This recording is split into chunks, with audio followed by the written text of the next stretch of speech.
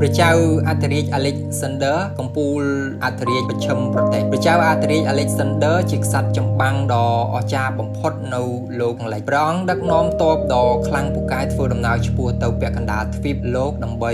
បើកពង្សាវតារប្រវត្តិសាស្ត្រដ៏ល្បីរន្ទឺនៅដែនដីភាគខាងកើតដែលប្រជាជនក្រិចមានជំនឿថាជាដែនដីដ៏ស្ដុកស្ដំសម្បូរទៅដោយមាសប្រាក់បំពេចមានតម្លៃនិងសម្បត្តិធម្មជាតិដ៏ច្រើនមហាសាលក្រោយពេលឡើងគ្រងរាជ្យបន្តពីបិតាមក Alexander បានលើកទ័ពម៉ាសេដូនីធ្វើដំណើរទៅទូទាំងពិភពលោកក្នុងគោលបំណងបង្រួបបង្រួមជាតិសាសន៍ដទៃឲ្យคล้ายជាជនជាតិតែមួយដោយផ្សាយបញ្ចេញនិងផ្សំបញ្ចូលវប្បធម៌ទំនៀមទម្លាប់សញ្ជាតិសិល្បៈនិងចំណេះវិជ្ជាផ្សេងៗបើគុំតែ Alexander មានបជនខ្លីពេកនោះប្រហែលជាប្រទេសនានានៅលើពិភពលោកអាចនឹងត្រូវរួមបញ្ចូលគ្នាជាវប្បធម៌ក្រិចតែមួយតាមក្តីរំពឹងទុករបស់ព្រះអង្គផងក៏មិនដឹងព្រះចៅអធិរាជ Alexander ទី3ប្រសូតនៅចំពាក់កណ្ដាលរដូវក្តៅនៅទីក្រុង Pella រដ្ឋម៉ាសេដូនីនៅឆ្នាំ356មុនគ្រិស្តសករាជព្រះអង្គជាបុត្ររបស់ព្រះចៅហ្វីលីបទី2នៃម៉ាសេដូនីព្រះចៅហ្វីលីបទី2មានព្រះនេត្រតែម្ខាងនិងព្រះនាងអូឡាំពូសកាលព្រះអង្គនៅវ័យក្មេងទ្រង់ចូលចិត្តអានវណ្ណកម្មអក្សរសិល្ប៍ Iliad របស់កវី Homer ជាខ្លាំងដោយព្រះអង្គមានជំនឿយ៉ាងអស់ពីប្រតិយថាខ្លួនជាទាយាទជាប់ខ្សែស្រឡាយមកពី Achilles ជាវីរបុរសនៃសង្គ្រាមក្រុងត្រយនៅក្នុងរឿងនិទានប្រវត្តិសាស្ត្រដែលជាអ្នកជាប់សាច់ឈាមសាលលោហិតពីព្រះអាទិទេពផងដែរពេលរាជបុត្រមានប្រជជនបាន13ព្រះវស្សាព្រះអង្គម្ចាស់ Philip បានទទួលសេះដ៏សង្ហាមួយក្បាលមានទ្វេជើងពូកែបំផុតប្រចាំក្រុង Pella ពីបុគ្គលស្វាមីមិត្តភ័ក្តិថ្វាយដល់ព្រះអង្គដែលជាសេះក្បាលរឹងបំផុតគ្មាននីម៉ឺនមន្ត្រីឬមេទ័ពណាម្នាក់អាចបង្ក្រាបវាបានឡើយស្ដេច Philip ឃើញដូច្នេះក៏លាន់បន្ទូលឡើងថាទឹកដីម៉ាសេដូនីអាចនឹងតូចពេកហើយសម្រាប់ព្រះរាជបុត្រចាប់ពី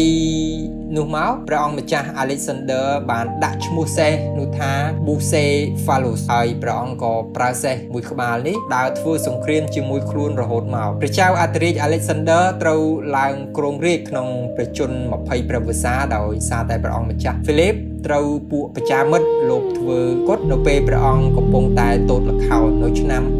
336មុនគ្រិស្តសករាជព្រះអង្គម្ចាស់ Philip ពុំធ្លាប់ធ្វើចម្បាំងមកពីមុននោះទេដូច្នេះហើយទើបព្រះអង្គត្រូវពួកសម្ព័ន្ធមិត្ត Buran ដែលធ្លាប់ស្ថិតនៅក្រោមការគ្រប់គ្រងរបស់ព្រះអង្គតាំងពីដើមមកនោះគិតថាវាជាឱកាសល្អសម្រាប់ពួកគេក្នុងការបះបោររើបំរាស់ចេញពីអាណានិគមដើម្បីពង្រឹងអំណាចរបស់ខ្លួនឡើងវិញព្រះចៅអធិរាជ Alexander ឃើញដូច្នោះទ្រង់ក៏បានដឹកនាំទ័ពចុះបង្ក្រាបដោយព្រះអង្គផ្ទាល់ហើយចាប់ក្រុមបះបោរទាំងនោះបានជាង 30,000 នាក់យកមកធ្វើជាទេសកលចាប់ពីពេលនោះមកគ្មាននរណាហ៊ានចេញមុខប្រឆាំងជាមួយនឹង Alexander ក្សត្រវ័យក្មេងដ៏ខ្លាំងពូកែនេះទៀតឡើយ Alexander មានជំនឿថា Darius ទី3ក្សត្រនៃនគរពេហ្វគឺជាអ្នកជួលធាតុករឲ្យមកលបធ្វើឃាតបិតារបស់ព្រះអង្គទើប2ឆ្នាំក្រោយ Alexander ក៏បានលើកទ័ពទៅវាយនគរពេហ្វរហូតច្បាំងឈ្នះកងទ័ពស្ដេច Darius ទី3បន្ទាប់មកព្រះអង្គក៏វាយសម្រុកទៅមុខរហូតដល់ទឹកដីភាគខាងជើងនៃអាណាចក្រសេរីដែលជាតំបន់ស្ថិតនៅក្រោមការគ្រប់គ្រងរបស់ប្រទេសពេហ្វគឺតំបន់នេះហើយដែលព្រះចៅ Alexander ត្រូវប្រឈមមុខសាជាថ្មីជាមួយនឹងស្ដេច Darius ទី3ក្រោយពីការប្រយុទ្ធនោះស្ដេច Darius ទី3ក៏សម្រេចប្រតិដកទ័ពរួចភៀសខ្លួនចាកចោលវង្សានុវង្សរបស់ព្រះអង្គទៅដោយទ្រង់មានជំនឿយ៉ាងខ្លាំងថាក្នុងនាមជាអ្នកចម្បាំងដែលប្រកបដោយកិត្តិយស Alexander នឹងមិនបន្តអន្តរាយដល់ញាតិវង្សរបស់ព្រះអង្គឡើយក្រោយពីដណ្ដើមយកបានអាណាចក្រពេហ្វរួចមកកងទ័ពរបស់ព្រះចៅ Alexander បានឆ្លងទន្លេនីលបន្តវាយលុកទៅដល់ប្រទេសអេស៊ីបហើយដណ្ដើមបានទឹកដីនោះយកមកគ្រប់គ្រងទៀតគ្រានោះជនជាតិអេស៊ីបមានបំណងចង់រំដោះខ្លួនចេញពីអាណានិគមរបស់ពេហ្វស្រាប់ទើបក្រោយមកគេក៏អភិសេកព្រះចៅអធិរាជ Alexander ឲ្យឡើងសោយរាជ្យជាស្ដេច Pharaoh នៃប្រទេសអេស៊ីបតែម្ ម្ដងហើយព្រះអង្គបានស្ថាបនាទីក្រុង Alexandria ដែលក្នុងបច្ចុប្បន្ននេះ Alexandria បានក្លាយជាក្រុងកំពង់ផែសេដ្ឋកិច្ចដ៏សំខាន់មួយក្នុងពិភពលោកស្ដេច Darius ទី3ដោយមានបំណងចង់ផ្សះផ្សាគ្នាជាមួយព្រះចៅ Alexander ឡើងវិញទ្រង់ក៏ផ្ញើព្រះរាជសារមួយច្បាប់សុំចរចាដើម្បីបញ្ចប់សង្គ្រាមប៉ុន្តែព្រះចៅ Alexander មិនបានយល់ព្រមតាមសំណើឡើយព្រះអង្គបានតាំងប្រតិថាត្រូវតែគំតិចចក្រពត្តិពេបឲ្យរលាយសាបសូន្យពីលោកតែម្ដងទៅដើម្បីកុំឲ្យមាននរណាមកប្រឆាំងនឹងខ្លួននៅពេលក្រោយទៀតទើបព្រះអង្គទ្រង់លើកទ័ពទៅកាន់បាប៊ីឡូនដើម្បីវាយកម្ចាត់កងទ័ពរបស់ Darius ទី3ហើយក៏វាយបន្តទៅមុខរហូតដល់ក្រុង Perpolis រាជធានីរបស់អាណាចក្រពេបព្រមទាំងបានបញ្ជាឲ្យកងទ័ពដុតបំផ្លាញព្រះរាជវាំងដ៏ធំស្កឹមស្កៃរបស់ស្ដេច Darius ទី3តលតែឆេះខ្ទេចខ្ទីអស់ដែលចាត់ទុកថាជាថ្ងៃអវសាននៃអាណាចក្រពេបដែលធ្លាប់តែមានអំណាចធំធេងអស់កាលជាង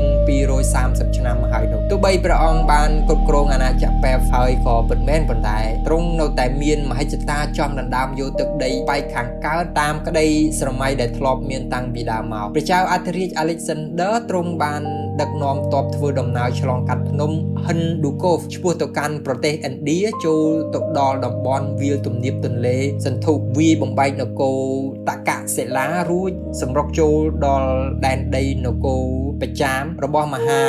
រាជពូរុសប៉ុន្តែស្ថានភាពសឹកនាគ្រានោះមិនឈ្នះមិនចាញ់ទៅត្រូវចរចាបញ្ចប់សង្គ្រាមទៅវិញតែក្រោយពីនោះមក Alexander នៅតែមានគំនិតក្នុងការរុកទន្ទ្រានយកទឹកដីឥណ្ឌាបែកខាងកើតជាបន្តទៅទៀតប៉ុន្តែពួកកងទ័ពដែលធ្វើនឹងសង្គ្រាមអស់រយៈពេល15ឆ្នាំដោយមិនបានវិលត្រឡប់ទៅផ្ទះសម្បែងអ្វីសោះនោះអ្នកម្នាក់មានការនឿយណាយនឹងសង្គ្រាមជាខ្លាំងរហូតដល់លែងចង់ធ្វើសង្គ្រាមតទៅទៀតនិងម្យ៉ាងវិញទៀតដោយព្រះចៅអធិរាជ Alexander ត្រូវរងរបួសដោយមុខលំពេរបស់កងទ័ពម្ចាស់ស្រុកផងដែរនោះទើបព្រះអង្គសម្រេចចិត្តដកទ័ពថយត្រឡប់ទៅកាន់អាណាចក្រពេបវិញដើម្បី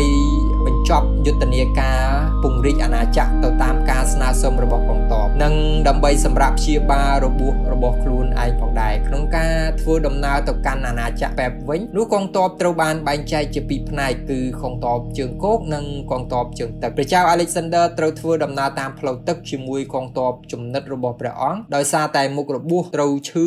រ៉ាំរ៉ៃមកយូរពេកផ្សំនឹងព្រះអង្គសោយសូរ៉ាច្រើនហួសកម្រិតទៀតនោះនៅពេលដែលយាងមកដល់បាប៊ីឡូនវិញព្រះកាយរបស់ Alexander ក៏ត្រូវបណ្ដាលឲ្យព្រះអង្គបាត់បង់ព្រះជន្មនៅថ្ងៃទី10ខែមិថុនាឆ្នាំ323មុនគ្រិស្តសករាជក្នុងជន្មាយុ33ព្រះវស្សាប៉ុណ្ណោះ